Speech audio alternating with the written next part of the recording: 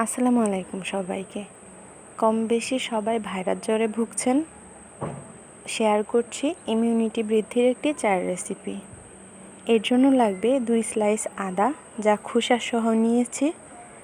আদার খোসাতে প্রচুর পরিমাণ অ্যান্টিঅক্সিডেন্ট থাকে। নিয়েছি লং। এবার ভালোভাবে 10 মিনিটের জন্য ফুটিয়ে নিব। পানি যখন এরকম লালচে হয়ে আসবে তখন চা পাতা দিয়ে 1 মিনিট ফুটিয়ে নামিয়ে নিব।